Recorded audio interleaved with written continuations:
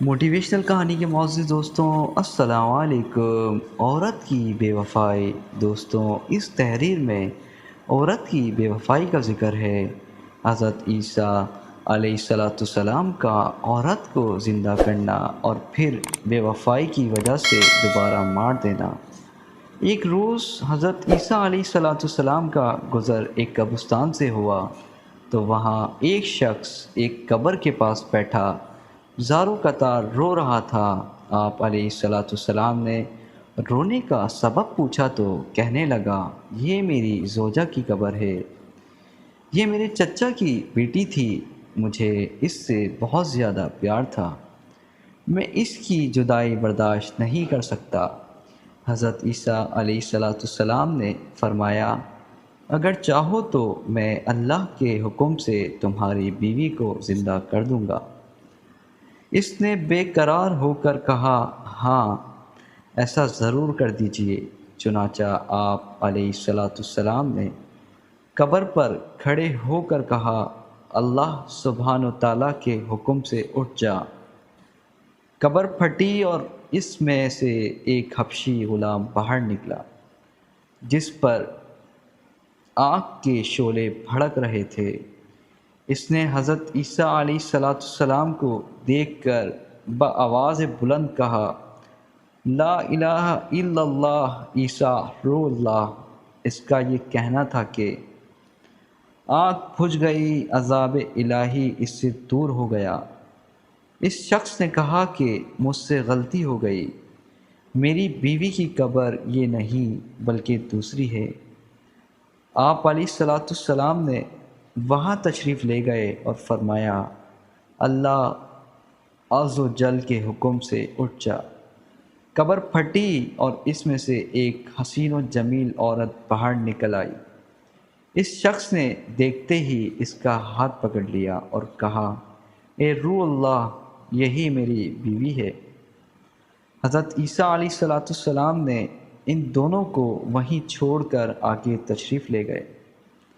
وہ اپنی بیوی سے مل کر بہت خوش تھا۔ کچھ دیر بعد اس پر نیند کا غلبہ ہوا تو وہیں سو گیا۔ اس کی بیوی اس کے قریب بیٹھی رہی۔ اتنے میں وہاں سے ایک شہزادے کا گزر ہوا۔ شہزادے نے اس عورت کو دیکھا تو اسے پسند آ گئی۔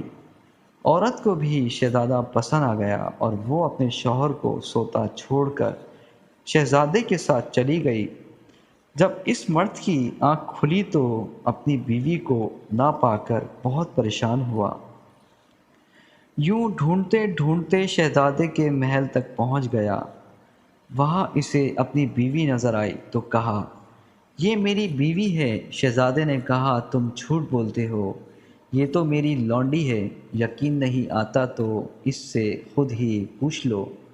یہ سن کر اس بے وفا عورت نے فوراً کہا، ہاں، میں شہزادے کی لونڈی ہوں، میں تو تمہیں جانتی تک نہیں ہوں، تم بے جا مجھ پر الزام لگا رہے ہو۔ یوں سن کر وہ روتا ہوا محل سے واپس آ گیا۔ کچھ دنوں بعد حضرت عیسیٰ علیہ السلام سے ملاقات ہوئی تو عرض کی، اے روح اللہ علیہ السلام، میری بیوی جیسے آپ نے زندہ کیا تھا اب شہزادے کے پاس ہے۔ شہزادہ اپنی لونڈی بتاتا ہے اور وہ بھی یہی کہہ رہی ہے کہ میں شہزادے کی لونڈی ہوں، تمہاری بیوی نہیں ہوں، آپ ہمارا فیصلہ فرما دیجئے۔ چنانچہ آپ علیہ السلام نے اس عورت سے فرمایا، کیا تو وہی نہیں جسے میں نے اللہ عز و جل کے حکم سے زندہ کیا تھا؟ عورت نے کہا، نہیں، میں وہ نہیں ہوں۔ آپ علیہ السلام نے فرمایا، اچھا، تو ہماری دی ہوئی چیز واپس کر دے۔ اتنا فرمانا تھا کہ وہ جھوٹی بے وفا عورت مردہ ہو کر زمین پر گر پڑی۔